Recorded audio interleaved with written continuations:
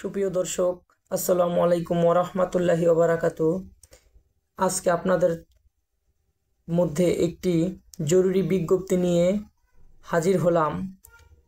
বিজ্ঞপ্তিটি হলো, নরসিংদী জেলার রায়পুরা থানার নীলক্ষা আতশালী বাজারের পাশে বাড়ি মোহাম্মদ শামসুল মিয়ার মেয়ে শ্রাবন্তী আক্তারকে গত 22শে জুলাই তার নিজ বাড়ি থেকে বের হয়।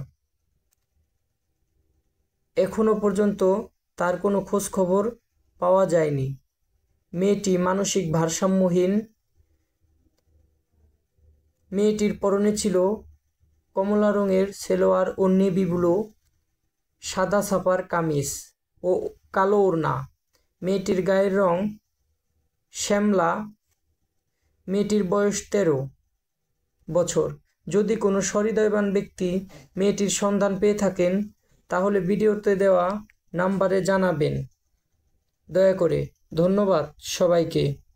এবং নাম্বারটি হলো 01745366876 এবং আরেকটি নাম্বার 01985716088।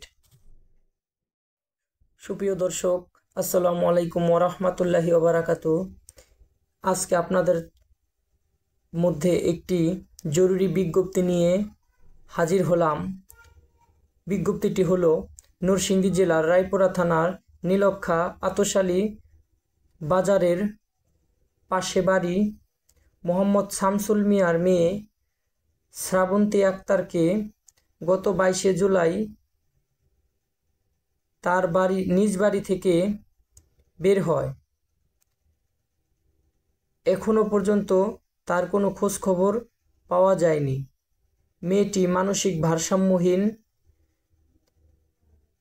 মেয়েটির পরনে ছিল কমলা রঙের সেলোয়ার ও নেভি ব্লু সাদা ছাপার কামিজ ও কালো ওড়না। মেয়েটির গায়ের রং শ্যামলা। মেয়েটির বয়স 13 বছর। যদি কোনো সহৃদয়বান ব্যক্তি মেয়েটির সন্ধান পেয়ে থাকেন তাহলে ভিডিওতে দেওয়া নাম্বারে জানাবেন দয়া করে। ধন্যবাদ সবাইকে।